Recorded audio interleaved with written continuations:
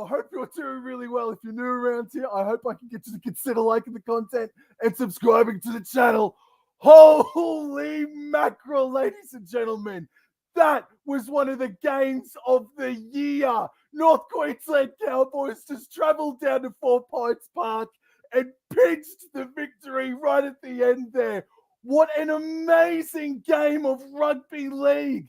What an effort from the North Queensland Cowboys. If I'm blowing off your ears, oh, can you blame me? North Queensland Cowboys are well finishing inside the top four after that tough, committed, professional performance. My goodness gracious.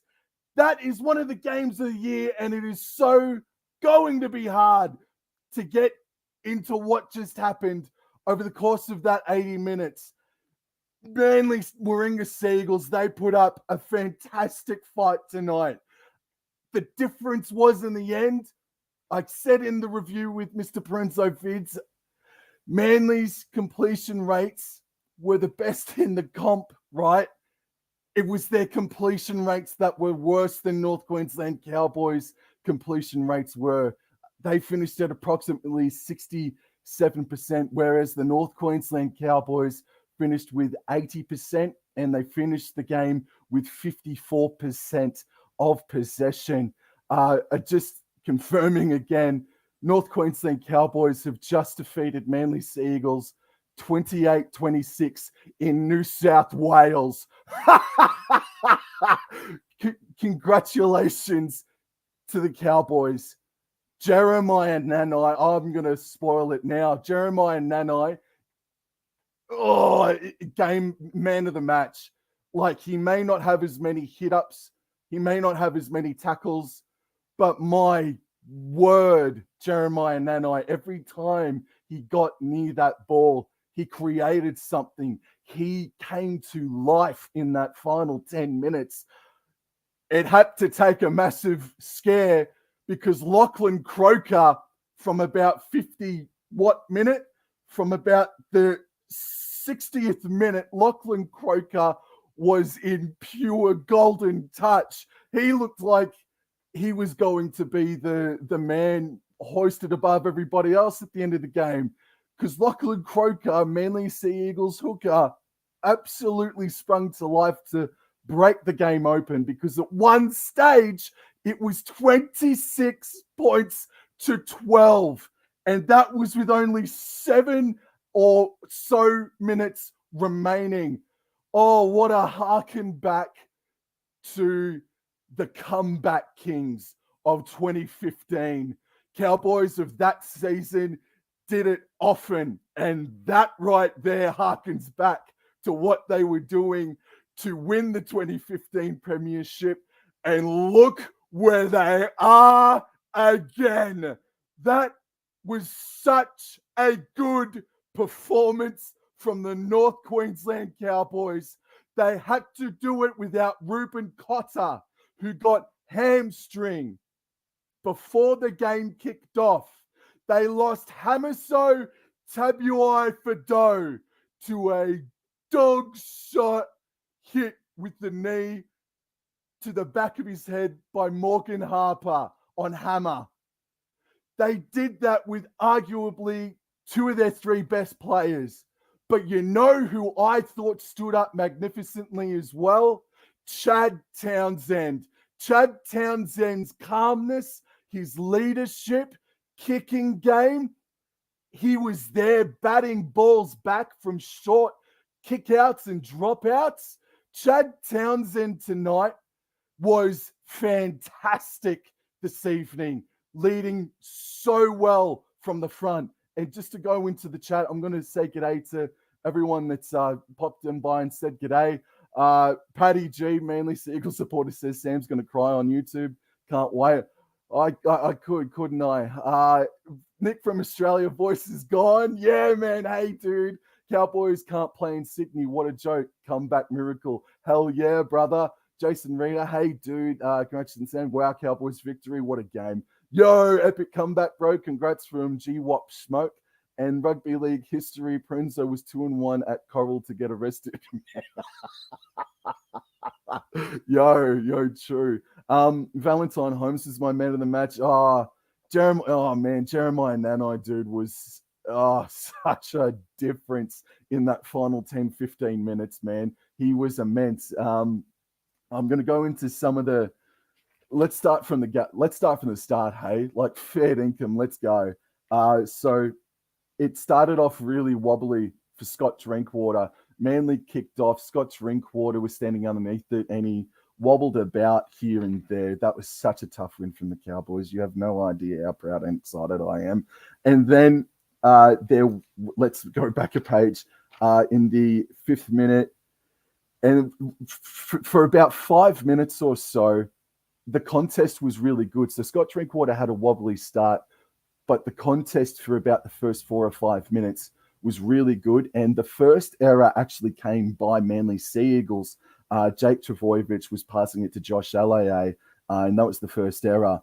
8.5 minutes later, of some back and forth footy, in a last tackle bomb kick from Manly Sea Eagles, it bounced off of someone, and Kieran Foran caught the ball after Manly Sea Eagles put in a 5th tackle kick, bounced off in a collision. Kieran Foran regained it, and then he put in a second kick on 5th tackle, cross field, and it landed on Christu Tuipulotu's lap, and Manly Sea Eagles were the first team to score the try in the game.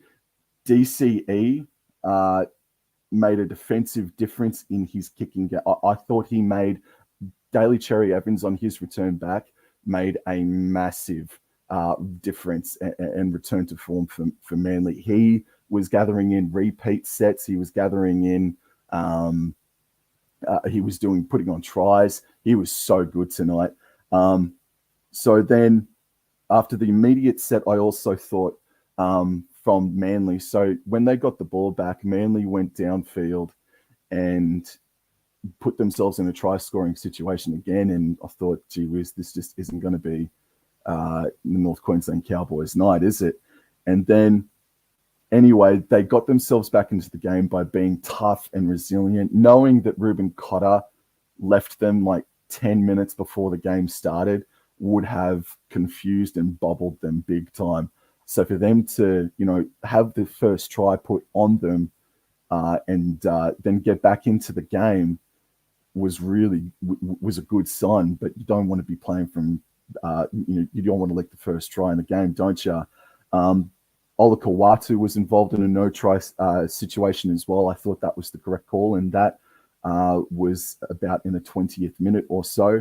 And then there was a brilliant Reece Robson steal, and in the 20th minute as well, there was a couple of errors that then came into the game. And then in the 26th minute, Harper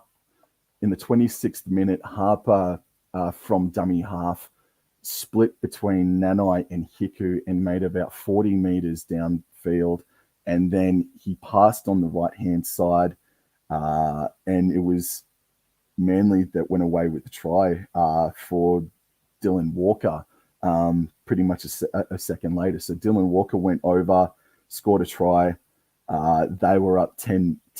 And then finally, after what I think some much-deserved luck, it was Holmes that ended up scoring off of a lucky last tackle option from the Cowboys. So they stayed with them until the 34th minute, where Cohen Hess jumped up for a ball and batted it backwards.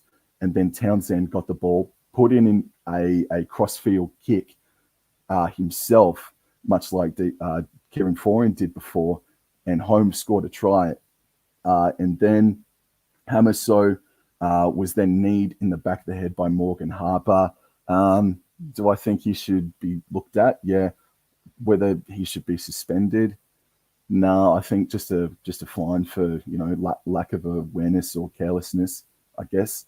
And so the final play was of that first half was Morgan Harper being chucked over that sideline, and the score going into halftime was 10 points to 6. We were only 4 down. We had a lot of things go against us because I think we created really good opportunities. Like there was a Connolly Lemuelu coming up in this second half where he stripped the ball, and we couldn't create an opportunity from that. And also what we compounded upon, or what they compounded upon themselves, like Lachlan Croker then struck back with a 40-20 and just instantly eroded any form of momentum, some form of momentum that the Cowboys were building up to. And again, we're going to get into it, but Lachlan Croker's magic touches from the 50th minute, he was exceptional tonight, Lachlan Croker. So we'll go into the second half now, and there was an opportunity. So in the 44th minute, Drinkwater put in a kick, and Granville chased it. Granville challenged it, but he didn't touch it. And just Andrew Davey was in there as well, and just the bounce of the ball went and fell in Jeremiah Nanai's lap, and Nanai scored a try. And then 4 minutes later, Murray Tuolangi was put under pressure by Christian Tuipulotu. And I think it was actually Morgan Harper, wasn't it? No, it was CT. Tuipulotu goes up and scores a try against Murray Tuolangi. So Tuipulotu definitely had himself a really good game this evening as well. And there's just so much to get in this game. Yeah, so from the 60th minute, Lemuelu had a strip. Then Lachlan Croker scored a 40-20 because we couldn't do anything with that newfound possession. And then in the 62nd minute, Lachlan Croker scored an amazing try. He kicked for himself, basically, but there were maybe 8 other bodies that were trying to get to that ball before he did, and he ended up landing that blow upon us. So he got a 40-20 in 2 tries tonight, Lachlan Croker. That's immense. But then this is where momentum started to change. From the kick restart, that's when Manly were up 26 points to 12. And it was Brendan Elliott. And Brendan Elliott came on in the second half. I thought he had a pretty fine game as a replacement winger option for Hamiso Tabuai-Fidow. I thought he was pretty decent tonight.